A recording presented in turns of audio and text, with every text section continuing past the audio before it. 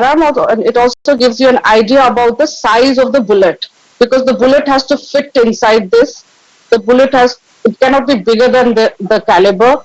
It has to be almost exactly the size of the caliber.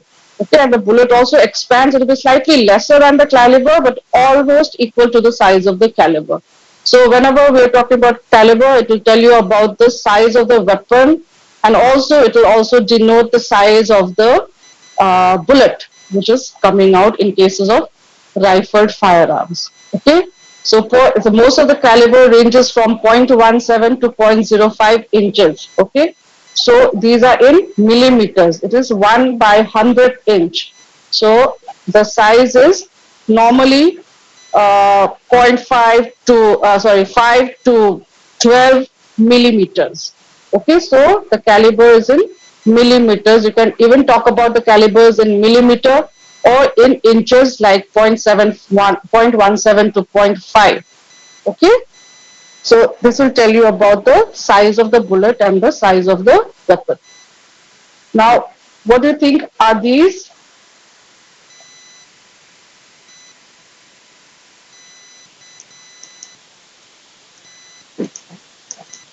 What do you think these are?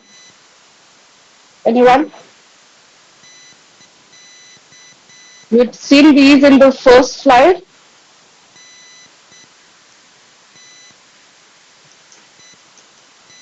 Yeah, the same ones. Pistol, revolver, the AK-47 machine guns. What is common to all of these? These are all rifled firearms. Very good, Kartikeya. That's right. These are all rifled firearms. That means the barrel of these firearms will be all rifled. So the projectile which will be coming out will be coming in a spinning fashion. Okay, and the velocity will be high. The range will be high. Okay. So these are all rifled firearms. Okay. Now the other type of a firearm is the smooth bore.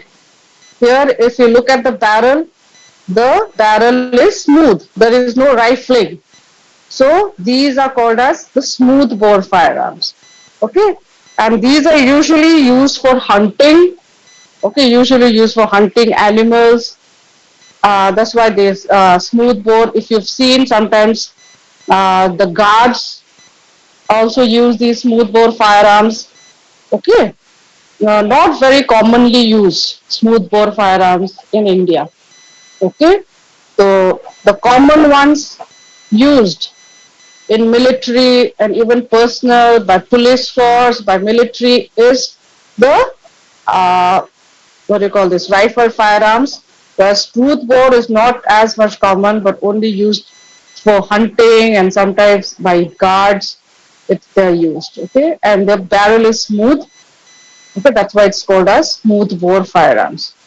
So these are examples of smooth bore firearms. What is a single bore? That is, one barrel is there, or a double bore. A single bore smooth bore firearm or a double bore smooth bore firearms. Okay. Now we were talking about ammunition of rifle firearms. What do you mean by ammunition? Ammunition means these cartridges that are used. The cartridges of the rifle firearm. These are the cartridges of a rifled firearm. Okay. Can you see this? It is ranging from 0.32 to 0.45. Okay. 0.45 will be this. This will be at least 12 millimeter. Okay. And the most commonly one used in pistols, revolver is this 9 mm. The 9 mm the rifle cartridges are the most commonly used ones in Colts, Glocks, the revolvers, pistols of different manufacturing will have 9 mm is the most commonly used. Okay, and these are like ranging for very small ones. Okay, about 5 mm, can range up to the largest one being about 12 to 13 mm. Okay, so I'm talking about millimeters. Okay, that means the diameter of the bullet. Okay, So the smallest one about 5 mm, to the largest one about 12 to 13 mm, and the common ones are the 9 mm ones. Okay, so this is the diameter of the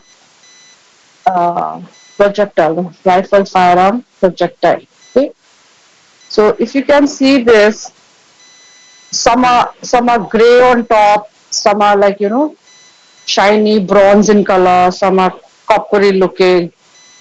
Even though the base all looks like similar, the top parts are little different.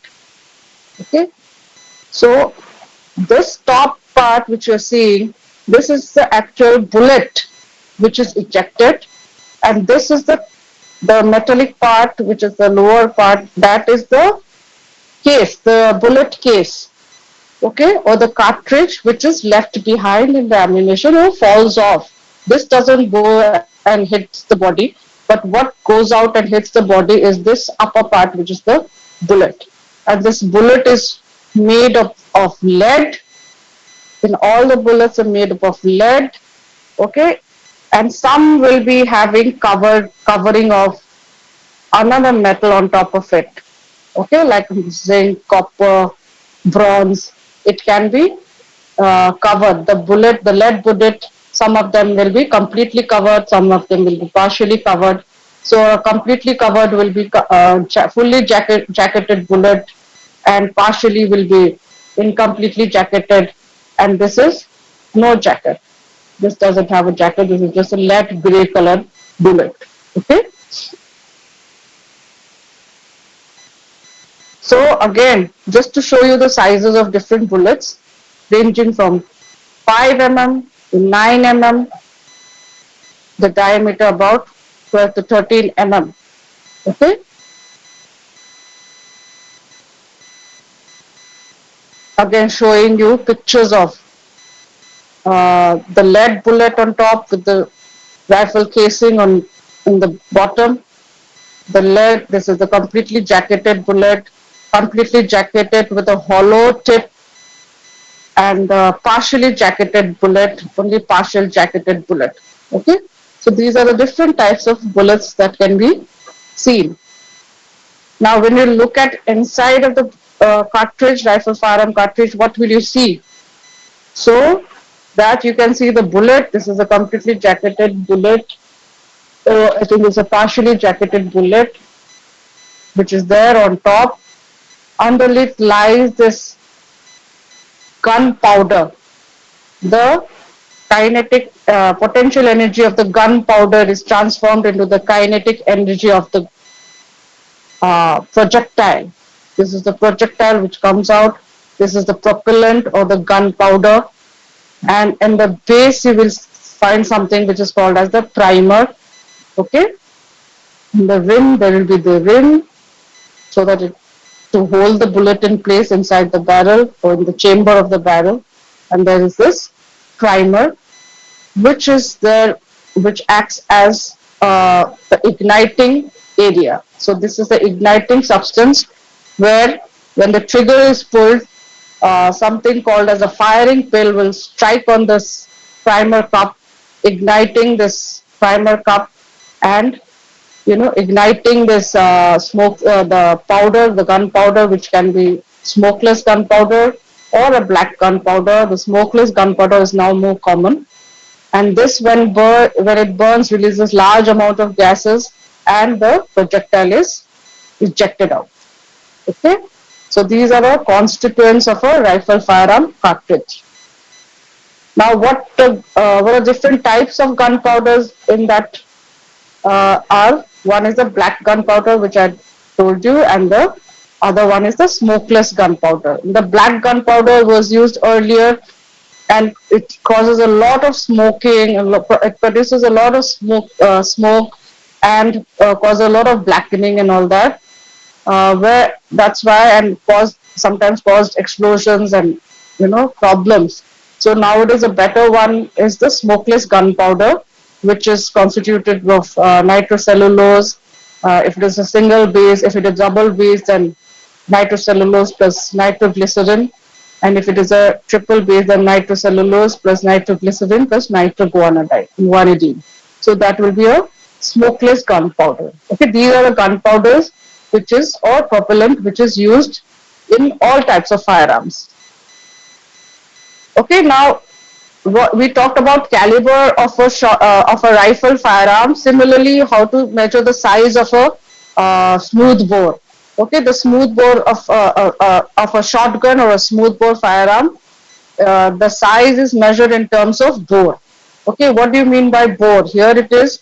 This is a 28 bore and this is a 10 bore. Okay, so which one is bigger, 28 or 10 bore?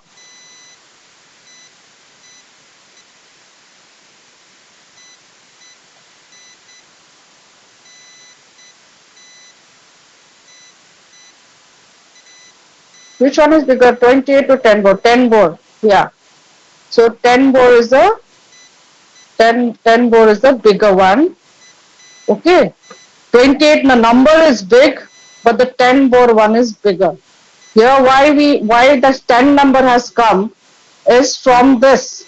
This 1 pound of lead is made into small balls, equal sized balls, which has to be fit inside the barrel of the shotgun. Okay, so the number of balls that will fit will give you this number. So from 1 pound of lead, if 10 balls are fitting here, that means the barrel will be larger size.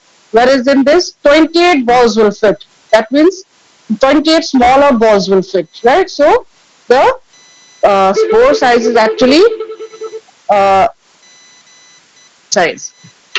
Hello, 1 second. Hello. जी जी जी जल्दी बोलिए. हाँ जी. Doctor धीरे से करा दीजिए, मेरे class चल रहा है जी. जल्दी भेज दीजिए. ओके ओके ओके ओके भेज दीजिए. Thank you. Yes. Okay. So these are the bore of a shotgun. So the commonest one used is the 12 bore shotgun. That means 12 lead balls can fit into it. Just to tell you about the what is the size. So 10 bore is bigger than 12 bore. Okay, and 12 bore is bigger than 16 bore. So on. So again the same thing. A 4 bore, the size actually in millimeters will be 26 millimeters, and a 68 bore is actually 10 millimeters. Okay. Now this is how a shotgun cartridge will look like. Okay, this is usually have a cardboard casing or a plastic casing. Okay, and this is a 28 gauge, that is 28 bore.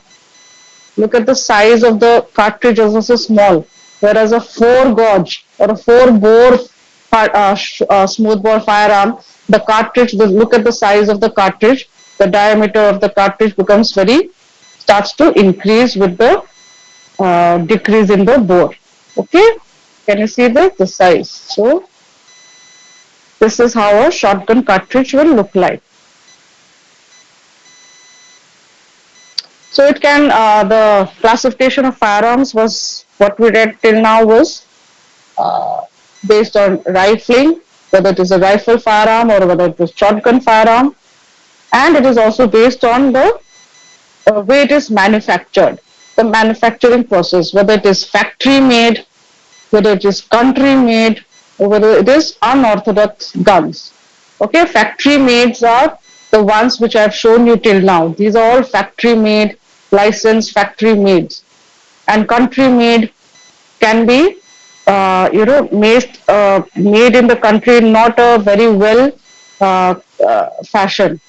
The designing is poor, the manufacturing is poor.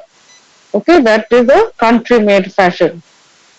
And the unorthodox guns like zip guns, these are all pen guns, these are unorthodox guns. Okay, so country made firearms. This India is famous for country made firearms in various places of the country.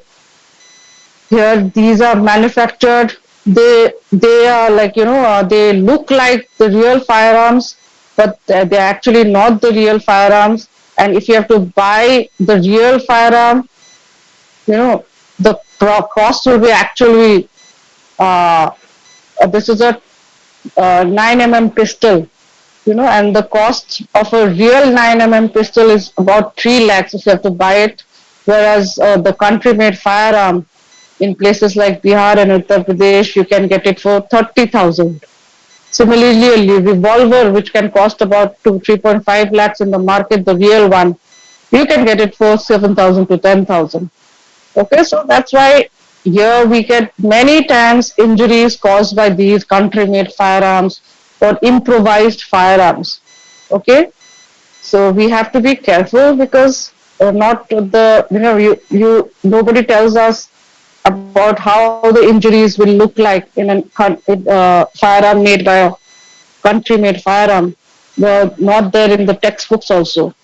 Okay, but we will have to have some idea about these also in the back of our minds, that in places, even in Delhi, you get a lot of cases where these country made firearms or improvised firearms are used. Okay, and it's not surprising that in Delhi, in autopsy, in autopsy cases also, injuries of weapons. Okay, and the picture can be completely different. So that has to be kept in mind. Okay.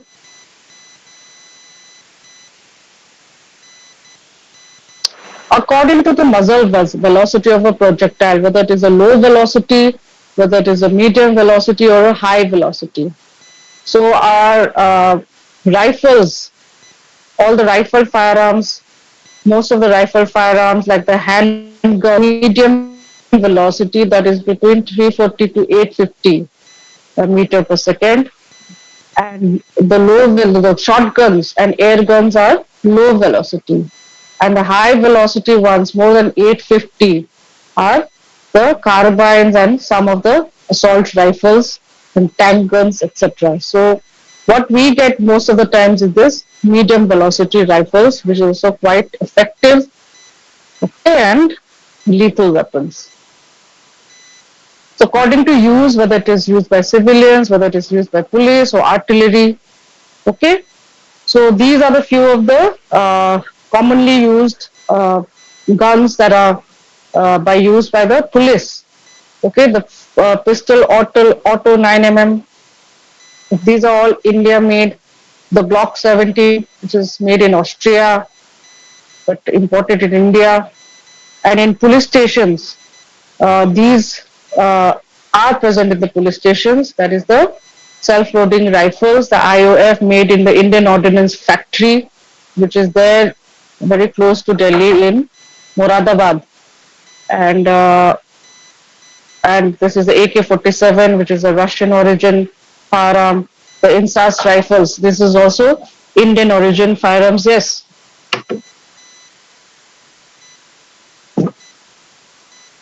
Come in.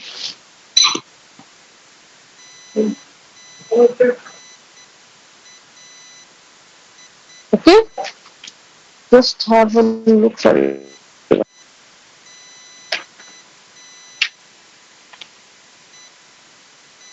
एक ही है क्या और भी है एक ही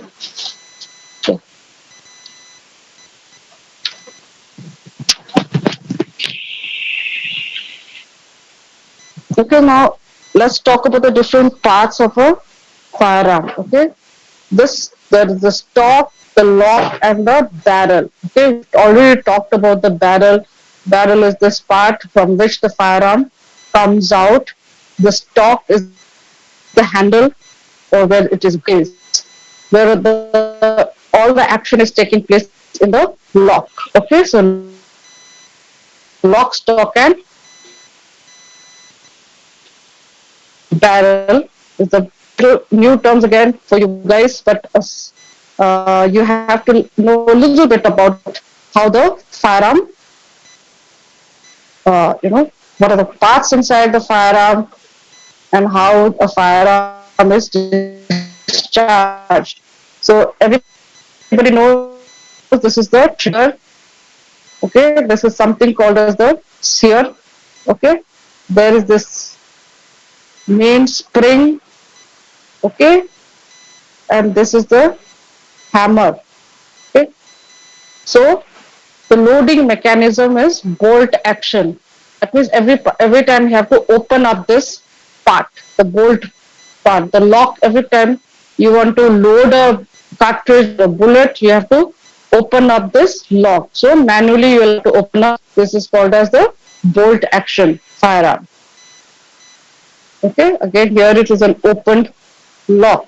Here you can see the cartridges of a shotgun. Okay, so every time you have to open it and close it to manually, that is called as bolt action.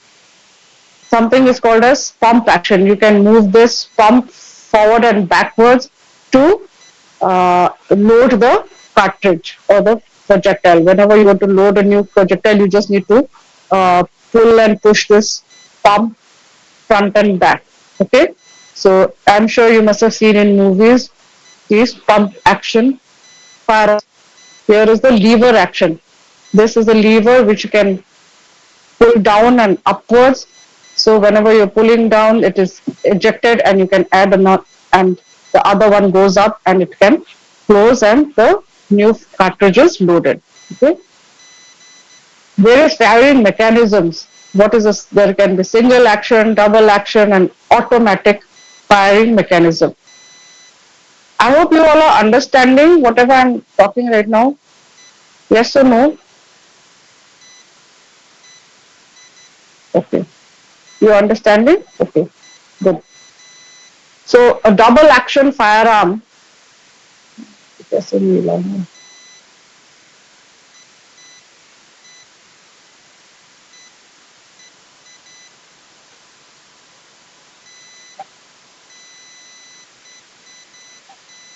So this is a pistol, okay? Pistol where you can see the trigger.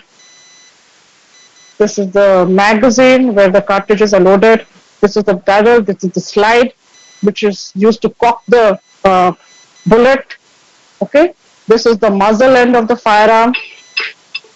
This is the breech end of the firearm. The breech end of the barrel. This is the breech end of the barrel, and this is the muzzle end of the barrel, and this is the barrel length.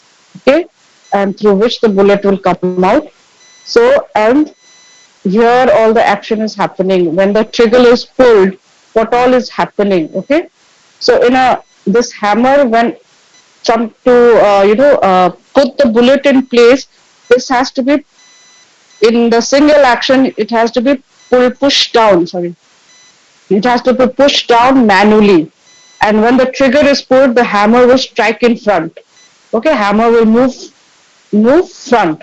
Okay, so the action done by the trigger is only one action, that the hammer is pulled pushed in front, because the first action, that is pulling down the hammer, is done by yourself.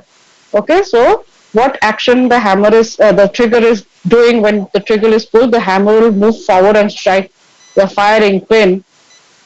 Okay, that is called a single action. In double action, when you pull the trigger, the hammer moves on its own, goes back and goes forward.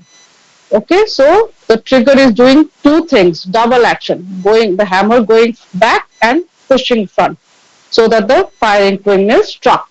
Okay, that is called as double action. Okay, but every time you have to pull the trigger to shoot every time. For one shot to be to be projected, you have to keep pressing it. One shot will cause one bullet to come out, to be ejected.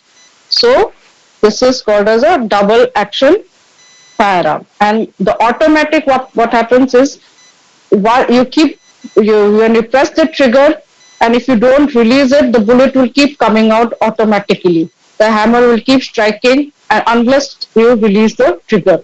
So if you keep pressing the trigger and press it hard and not release the trigger, the bullet will keep coming out, and this action happen automatically. So that is called as the automatic. Okay, so single action, double action, and automatic is because of the action of the trigger.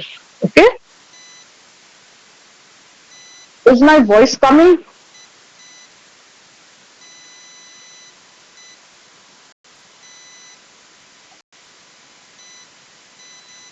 Okay,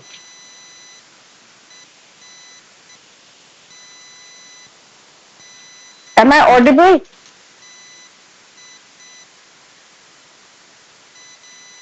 Okay. So you can see this, the inside part, the trigger is there. This is something called as the sear. This is the hammer. Okay. In a single action, you push it on your own downwards so that the bullet is in place with the firing pin. This is the firing pin. Okay. And this is the bullet cartridge which you can see. Okay. When it is pushed down, that means it is cocked. That means it is loaded and it is ready to fire. Now, as soon as you pull the trigger, this will go up because of the spring action, and the firing pin will strike the uh, cartridge at the primer end at the base and ignite the propellant, and it is discharged. Okay, so let me try something.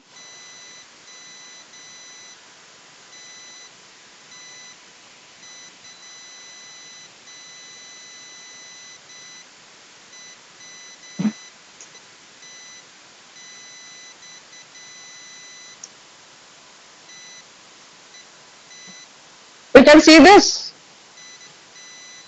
In this video, we'll explain how handguns and pistols work.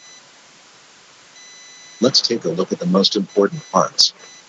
The slide is located in the upper part of the weapon. The hammer spur is often called simply hammer. The slide houses the firing pin, on which the hammer spur hits when the trigger is pressed. A crucial part of the gun is the barrel.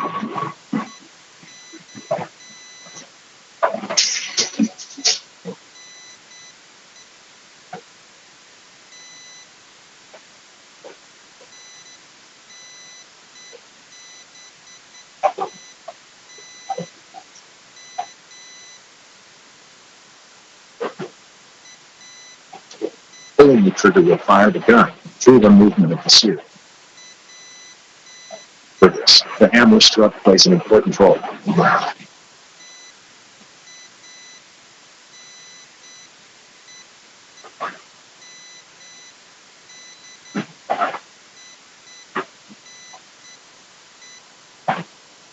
Let us now take a close look at the individual faces. If the pistol is uncocked and unloaded, the slide must first be moved back by hand to cock the pistol. When the slide is moved backwards by hand, the hammer is cocked. The sear engages the hammer.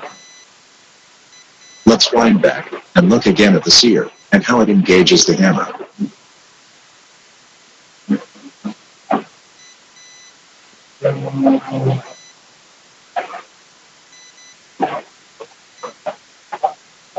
When the slide is pushed backwards, it pushes the barrel backwards too. This will allow the cartridge to slide easily into the barrel.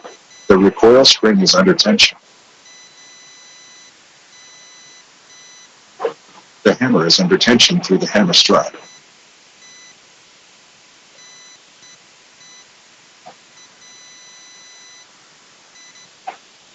As soon as the slide is released, the tension recoil spring pushes the slide forward. The slide takes the cartridge with it and pushes it into the gun barrel. The hammer remains cocked thanks to the sear.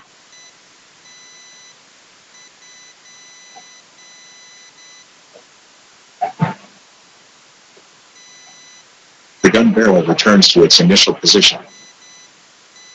The gun is now loaded and cocked.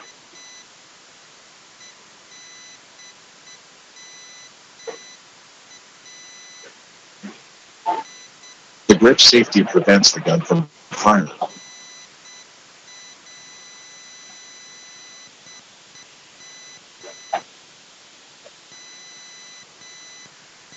Only when the gun's grip is grasped by the hand, the trigger can move the disconnector, and thus, the sear.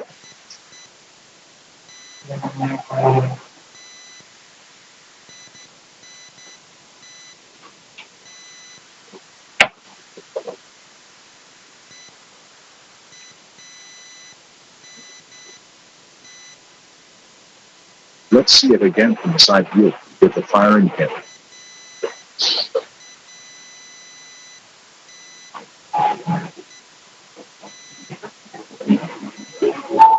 When the firing pin hits the primer, it ignites the propeller.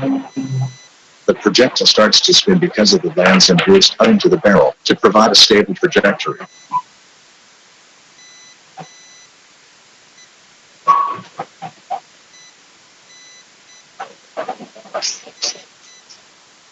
Once again from a different camera perspective. After the propellant has been ignited, the projectile moves forward and the slide is pushed back by the pressure. Consequently, the case is ejected and a new cartridge is fed into the barrel. The hammer is automatically cocked.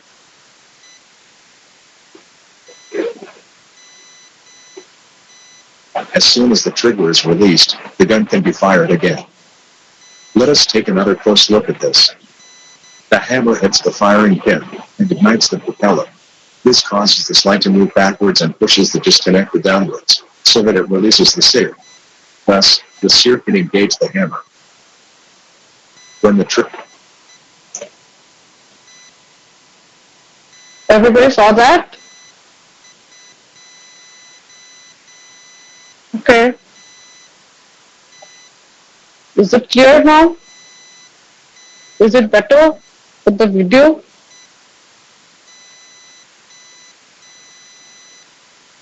Thank you, but not my video. I wish I could make something like this. You can keep watching again and again. Right? Yeah, okay. So the basic is understood, I hope. Where the hell is my, okay, yeah. Okay. Okay, so now I'm not going to explain these things. Okay, and you have now understood from the video, it makes it clearer. Similarly, the shotgun cartridge will have all the constituents inside. The primer, as similar to the rifle cartridge, will be there.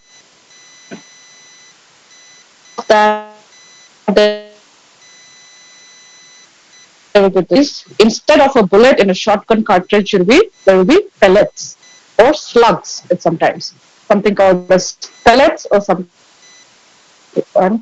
slugs. Okay. So these are the different kinds of small lead balls present in these inside these shotgun cartridges. Okay, so bird shots, buckshots. Why this buckshot is used? Because these were used to hunt birds, and these were used to hunt bucks. You know what is a buck? What is a buck, everyone? No. What do you think is a buck? Game animal. Which type of animal is it? Deer. Yes, great. So these shotguns were used to hunt. Okay. That's what they are called as bird shots, the smaller ones, buckshots, bigger one, more bigger buckshots, and sometimes something called as slugs are also used. And nowadays, even in country-made firearms, but we sometimes these slugs, injuries caused by slugs and different types of slugs. So the variations are, never ending. Okay, so, but we cannot know about each and every type of gun and each and every type different manufacturing. It's just impossible. But the basics, at least you should know. Why basics you should know is, these are the words which are there. Okay, why the basics of your ballistics?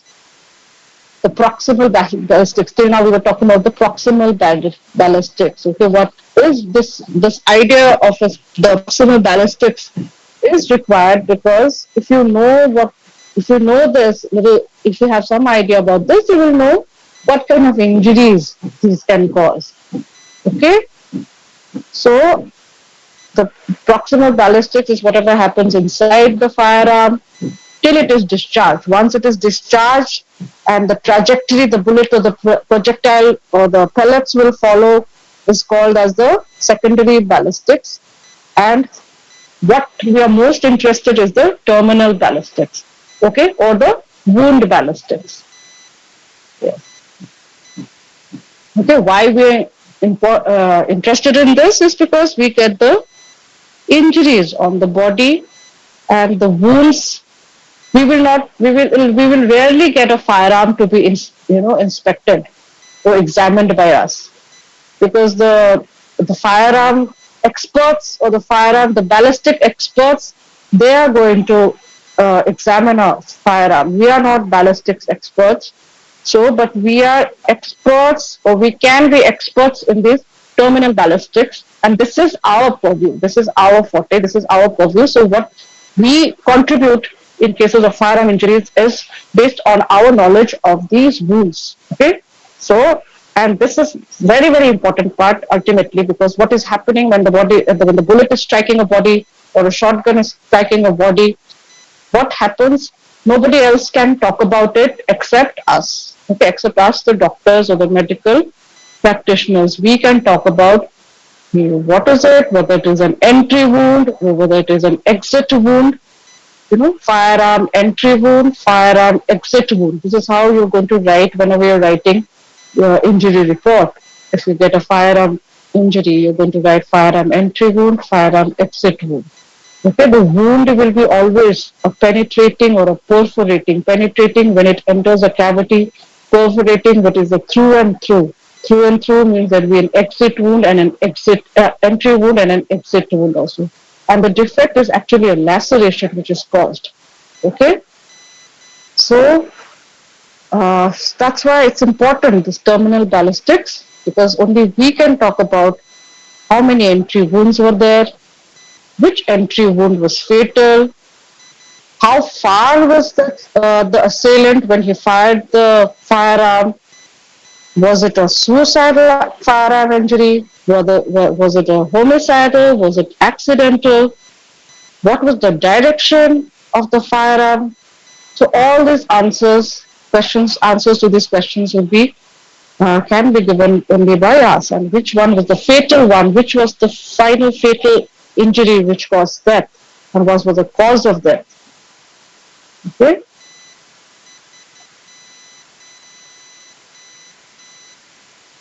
So what happens when a firearm, when you pull the trigger, there are various things which are coming out of the firearm. What are the things that are coming out when a trigger is pulled?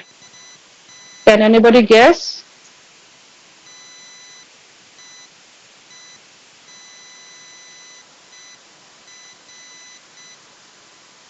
Can anybody guess?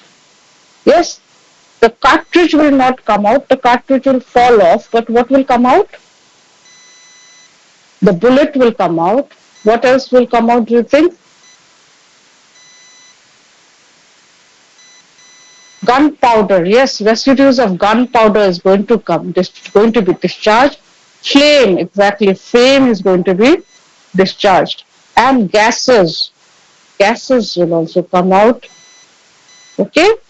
So what all is coming out from the firearm? Okay, these will have effects on the body, right? So if the flame touches the body, okay, and the firearm is so close to the body, if the firearm is so close to the body that this flame has reached the body, then you will get these signs on the body, that is the burning of the skin or charring of the skin and singeing of the hair, which is nothing but because of the heat, the keratin is burnt, the keratin of the hair is burnt and forms a blob-like structure which is called as singeing of hair. So if it is within the range of flame, you will get these signs, these findings on the body. Obviously, you will have the lacerated wound or the defect, the firearm entry wound will be there, and surrounding this firearm entry wound, you might get this burning, singeing, and charring. Okay, if it is within the range of a flame.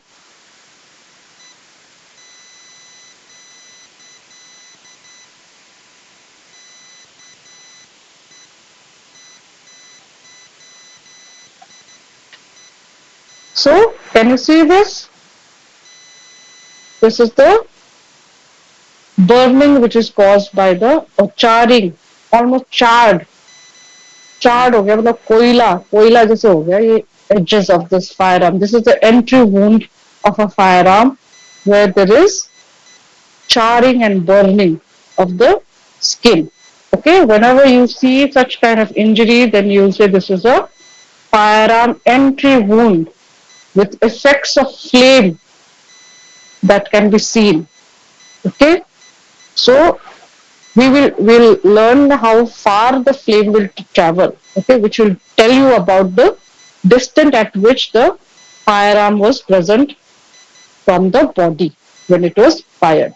Okay, and along with the flame, you can see also smoke which comes out due to burning of this propellant or the gunpowder. There is release of large amounts of smoke, which can lead to blackening or smudging of the wound. Okay, you can see this. Here is the entry wound with some burning of the edges with this smoked effect of blackening. And you can use, if you use a wet wipe or if you use a swab to rub it off, it will rub off, it will go off. Okay, so this is called as blackening. If you wipe it, it will wipe off. Okay, and rightly said, the particles of the unburned gunpowder. Now the gunpowder which is there or the propellant which is there, not everything will burn up. You know, there will be some parts which will be left unburnt. And when these unburned particles will hit the body, there will be something called as tattooing, also called as stippling, also called as peppering. Okay, these are all the same thing. The unburned gunpowder will lead to tattooing, stippling, or peppering. Okay.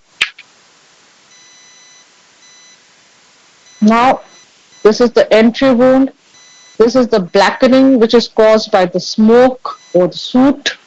And these punctate lesions which you can see, this is the, what is this? What is this? Anybody? I think now everybody's gone to sleep. Unburned gunpowder causing tattooing. Yeah, good. Very good. Yes, unburned gunpowder causing tattooing. Okay.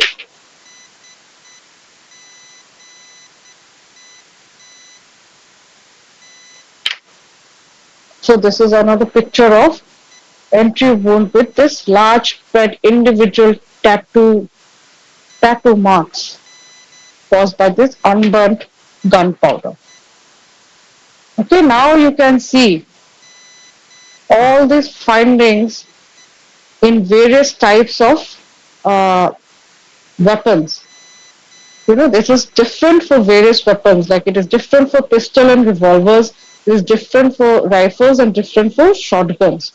Different in the sense that at what distance will you see burning and singeing. In case of revolver, will be around 8 centimeters, 7.5 centimeters. If it is a rifle, like an assault rifle or AK-47, so it will be about 15 centimeter. If a shotgun is used, this burning and singeing, that means the flame is traveling in shotgun up to 30 centimeters. Okay, so if it is a shotgun wound and you see this burning and singeing, that means you know that this firearm was fired within 30 centimeters, within the effect of flame. Okay, and if it is a rifle, you can say now it is, if burning and singeing is there, then it is within 15 centimeters. And if it is a pistol or a rifle, then it is 7.5 centimeters. Okay. For blackening, the soot particles will travel up to 15 centimeters in revolver, 30 centimeters in rifles and 60 centimeters in shotgun. The tattooing will travel up to 45 centimeters in pistol revolvers, 90 centimeters in rifle, and as far as 180 centimeters to 2 meters in shotguns. Okay, so if you can see, this is increasing 8, 15, it's doubling actually. It is doubling this way also. In everything, it is doubling. In that way also, it is doubling. Okay, please remember the slide because from this you can say that some idea is there regarding the range of fire. Okay.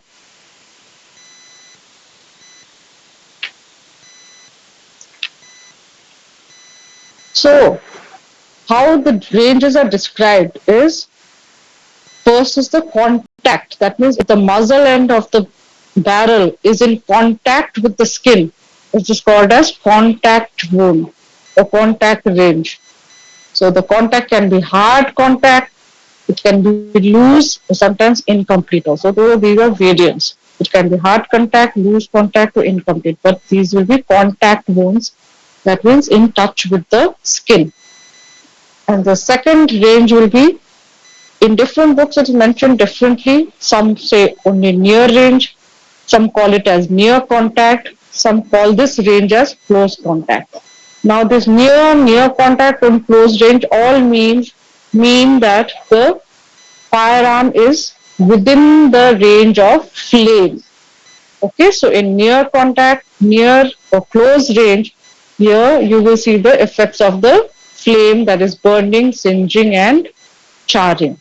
Okay, intermediate range. When you say intermediate range, now this means it is within the range of the unburnt gunpowder that is tattooing. So if you see tattooing, okay, you will know that this is intermediate range. So any idea in shotgun, what do you mean by intermediate range? For shotguns, what will be the intermediate range for shotguns?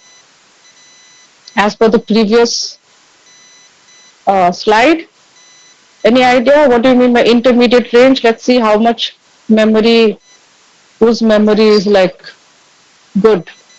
Great, 122, 187. Who are you? Excellent.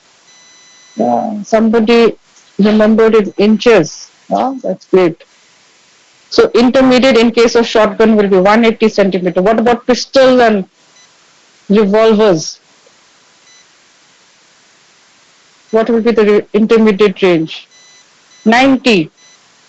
Was it 90?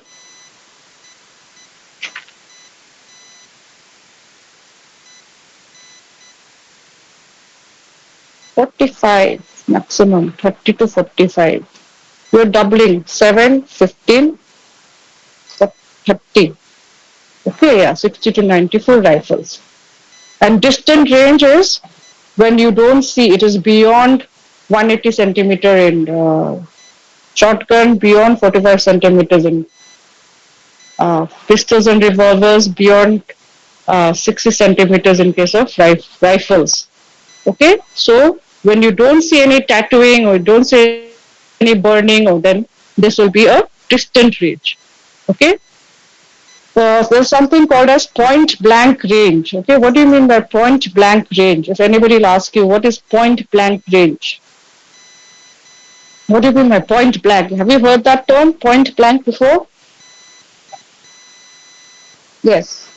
So it will be near range, very close to the skin, very few centimeters from the skin, almost contact, very close to the skin. That means within the range of flame, that is called as point blank range. Okay, he was killed point blank. They said, no, I'm sure you must have heard this.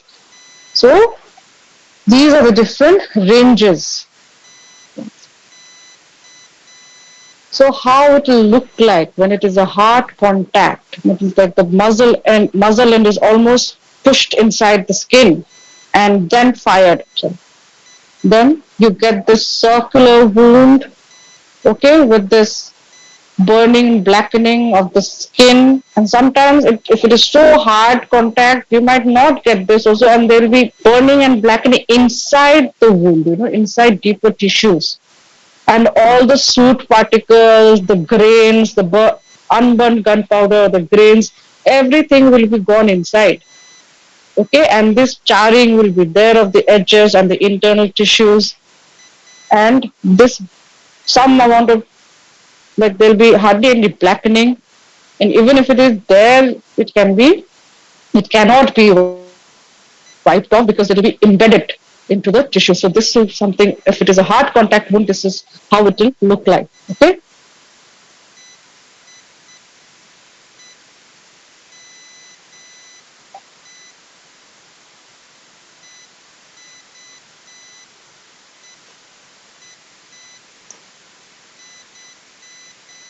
Had shown this picture in the initial class.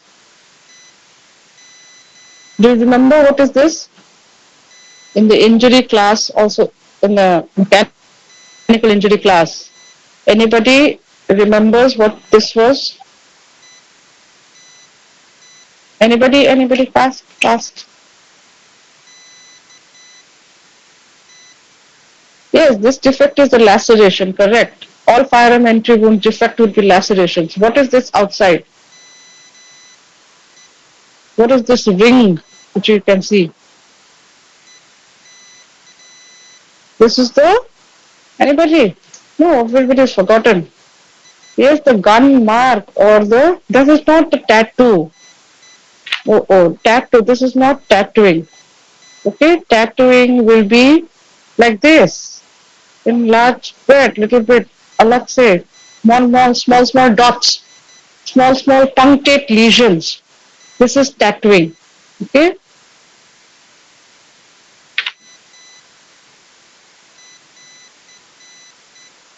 This is something called as muzzle imprint. Okay. Muzzle imprint, when I talked about examples of abrasions, this is a muzzle imprint. Whenever in a close, hard contact wounds, because of the pressure which is built, the skin strikes the muzzle end of the barrel, causing this abrasion. Okay, this is the muzzle imprint abrasion. Okay.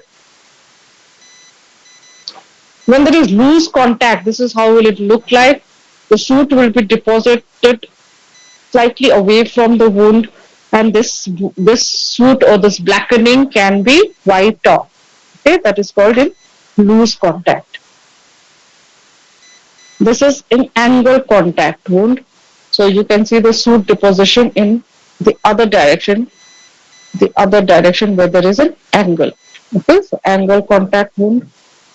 When there is incomplete contact, sometimes the wound will be from the wherever there is space for the gases or the soot to come out, causing this blackening of this side. Okay. So this will tell you that there is some escape of gases causing this blackening. In case of near contact, okay, here you will still have this burning effect. You will see this blackening effect. Okay, and sometimes a few grains of tattooing can be seen within this blackened zone. So this is called as near contact. So you will still have flame effect. Obviously, there will be escape of gases because it is not completely in contact. So you will have this larger, wider zone of this blackening and a few grains of unburned particle causing tattooing within this blackened zone. So this is how a near contact wound will look like. Similarly, if it is an angle contact, the blackening will be in this fashion. Okay. This is intermediate range where there is tattooing.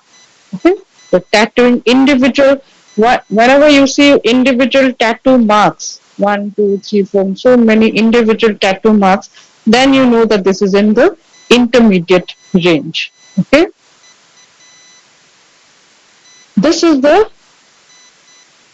when a person is firing a firearm and uses both hands, the blackening is there in the hands also. Okay, so lots of residue and evidence is left on the hand of the person who uses the gun or fires a gun.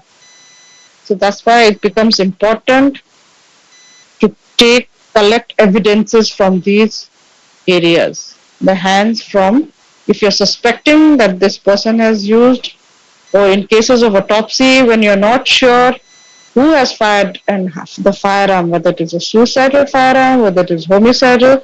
In all cases of autopsy cases, or whenever you're getting firearm cases, even in the casualty, you have to take samples from the hands of the person also, the hands of the injured person as well. If a police brings you the assailant, if he catches the assailant and gets to you, obviously you'll have to take the samples from the hands, because there will be this residues, the gunshot residues or GSR, which is present, which will be left behind once a firearm is discharged. Okay.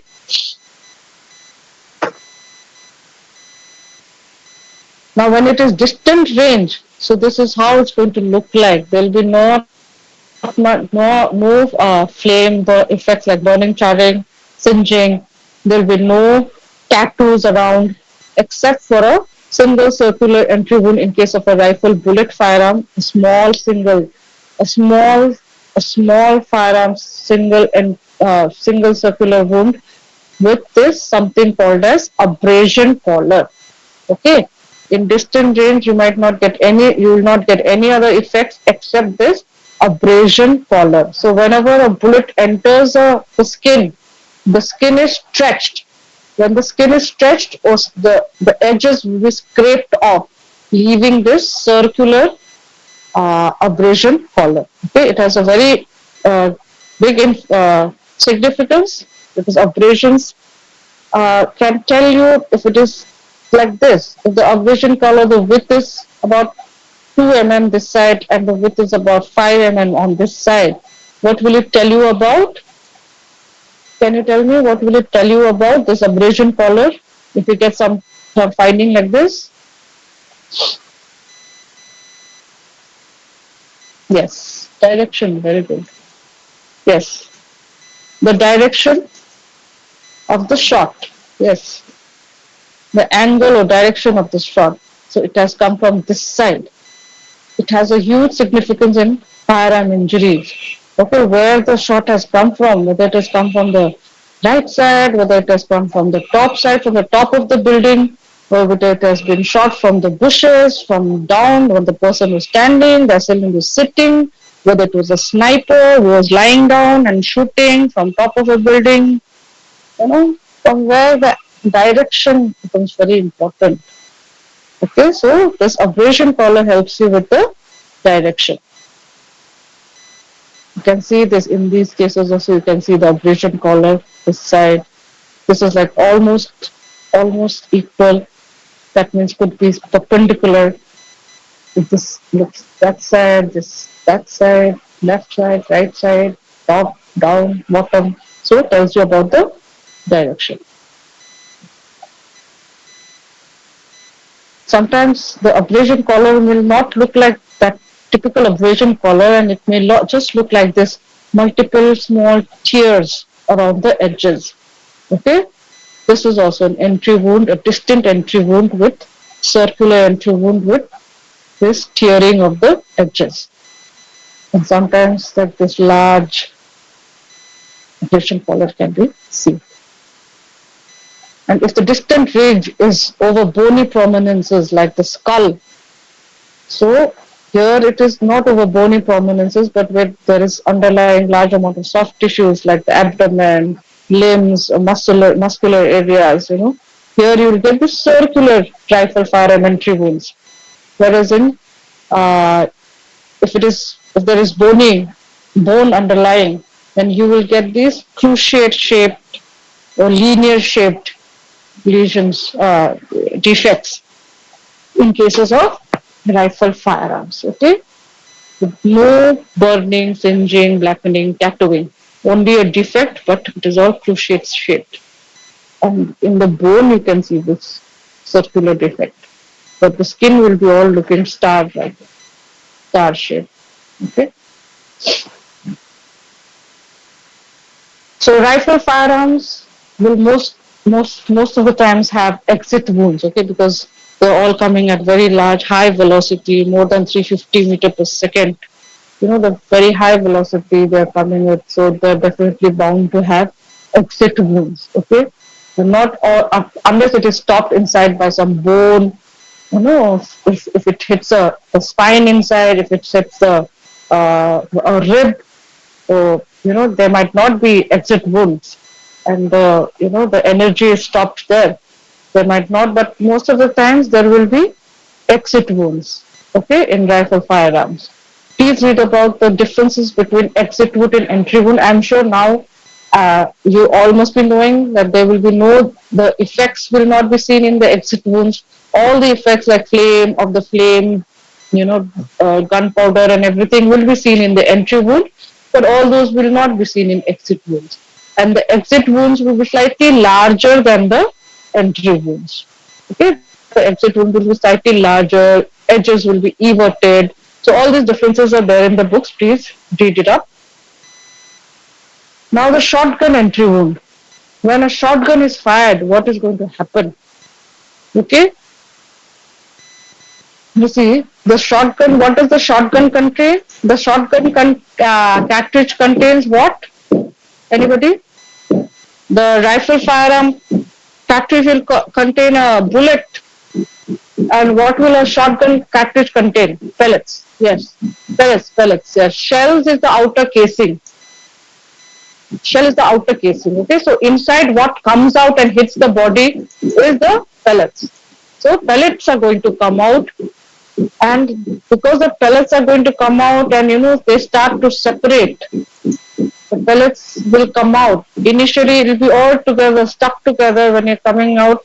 As soon as the distance increases and it goes forward, the pellets will start to separate. Okay, the small lead pellets will start to separate. Okay, so that's why the injury will look different. Like in a contact wound, there will be splitting and all those large wounds usually will be seen in the defect will be larger compared to the rifle firearm. Okay, the rifle firearm, what was the normal size of a bullet normal size of a bullet? If you can recall, the diameter or caliber of a bullet, if you can recall, 9 mm. Yes. And what do you think? 5 mm to 9 mm to maximum 12 mm, right? That is less than 1 centimeter. But the pellets, in case of the cartridges, since it will be expanding, the wounds will be much larger than the rifle firearm. Okay, and when it hits the body, in few centimeters there will be round contact wound. About 30 centimeters, the wound will start to increase. About 1 inch irregular hole will be there. Okay, and in about 2 meters, there will be something called as rat hole appearance. That is, nibbling of the edges will be seen like this. Rat hole appearance will be seen about 2 meters, and there can be wads also inside the wound. And in 2 to 4 meters, now the pellets will start separating. Beyond 2 meters, the pellets will start separating. So you'll have this rat hole defect, a large rat hole defect with surrounding individual pellet marks or clusters. Oh, so not individual, but clustered pellet injuries will also be seen outside this defect. And if it is more than 4 to 6, the main entry wound will be absent, because now all the pellets will have separated and individual pellets marks will be seen. Okay, and beyond 6 centimeters, it will be more widespread, this pellet injuries. Okay, so these pellet injuries, the shotguns were used so that these pellets will disperse, and even it is going to, the probability of hitting the animal, of hitting the target, is much more in case of shotguns, because the animal will be moving, but at least some few pellets are going to definitely hit that animal if a shotgun is used. Okay, so that's why the shotguns are used for huntings, right? hunt animals.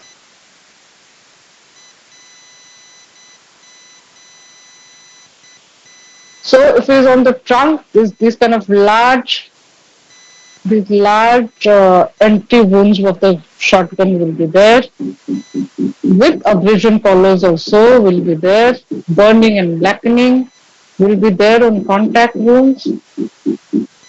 The effects of the flames and all will be similar to that of rifle firearm, except the distances will vary. Okay, but the flame effects will be the same. Burning, the tattooing effects will be same. Okay, these are the large wounds on the trunk. And if it is a contact wound on the head, there will be almost like an explosive injury causing huge extensive damage of the skull, sometimes completely blowing off the head. Okay, sometimes completely blowing off the head. And this is a picture where the shotgun was put inside the mouth and causing this explosion of the brain, completely shattering the brain. Okay, so shotgun wounds at a closer range are more dangerous than a rifle firearm injury. Okay, but even though rifle firearm injuries are equally dangerous, rifle firearm injuries are dangerous even at long distances. Okay, but shotgun injuries will not be that dangerous in long distances because they don't have that much of a velocity. Okay, and they don't have that much of a range. But in close range, these are dangerous injuries. Okay, so this is the large central hole with multiple pellet. Now don't confuse this with tattooing. Okay, these will be multiple pellet injuries. Okay, that time I was talking about buckshots, larger than the bird shots. So the buckshot pellet injuries will be these huge, large, larger ones, larger injuries. Okay, these are the buckshot wounds. This is a victim of in Kashmir. In Kashmir riots, lots of people were having these kind of pellet injuries. Charra. In Hindi, it is also called as charra.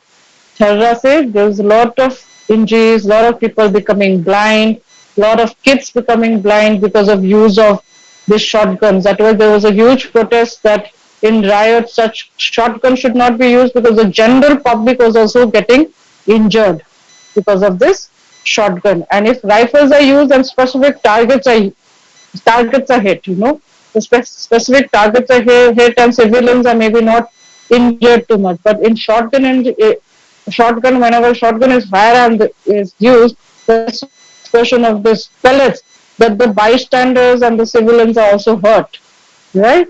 So this is what a shotgun pellet injuries will look like. Now in autopsy, you can do something like that. This you cannot do in a living person. So when the person is dead, what we are trying to do is finding out the track of the firearm, finding out the direction, in three planes the direction, whether it is inwards, upwards, backwards, so all this direction can be found out by seeing the track of the bullet. This is a rifle firearm entry wound and exit wound. Okay, this is a distant shot. Now, if a bullet enters the skull, what happens? Whether you can say and there are two injuries in the two defects in the skull, can you tell about which one is an entry wound and which one is an exit wound? So, whenever a bullet enters the skull, okay, the outer table will be punched out and the inner table will show this something called as beveling. Okay,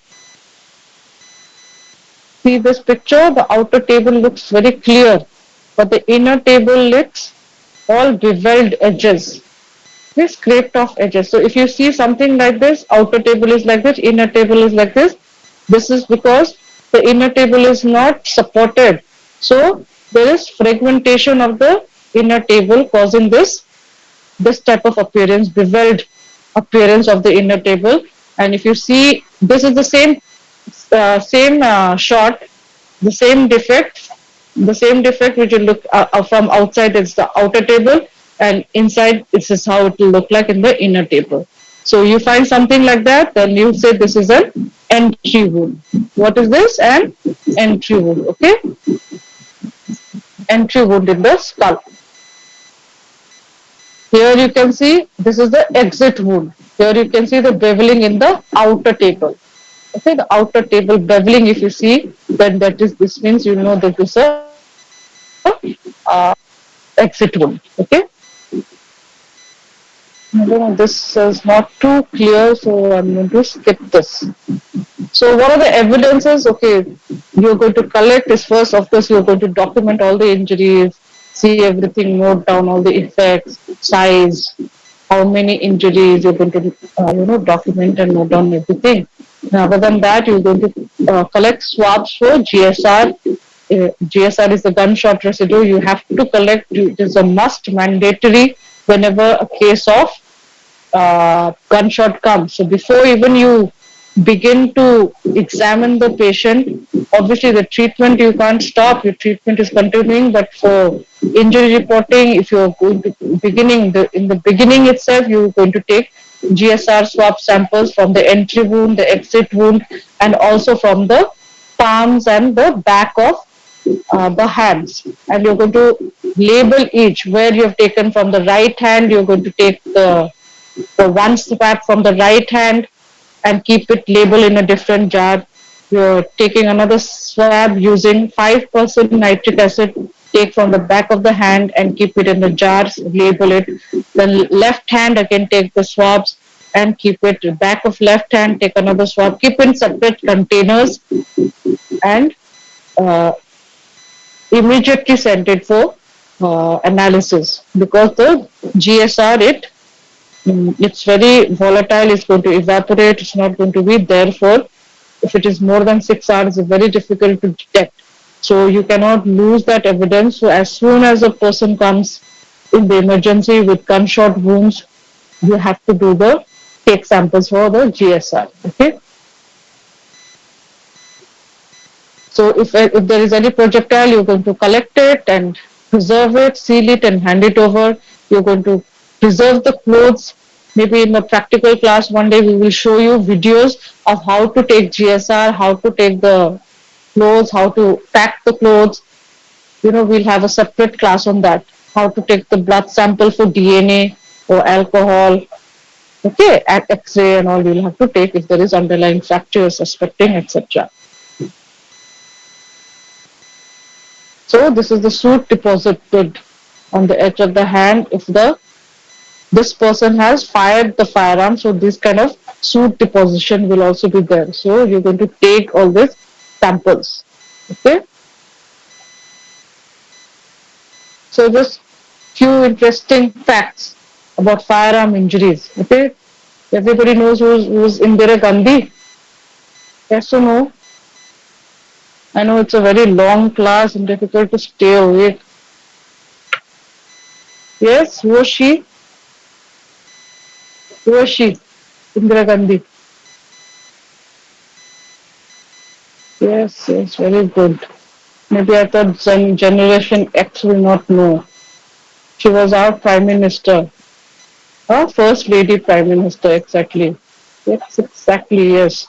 Our first woman Prime Minister, Indira Gandhi, was shot using a .38 revolver by her own security guards. You can read up interesting facts where she was first shot by a revolver .38, then later about 30 rounds from his Sterling submachine gun was used to fire shots. So not a very happy death, right? 1 second. Okay. Mahatma Gandhi, another person, where firearm was used to assassinate him. Does anybody know who had assassinated him? Do you know the name of the assassin? In fact, I don't think I've written the name. Ah, very good. Nathuram Godse. Was hit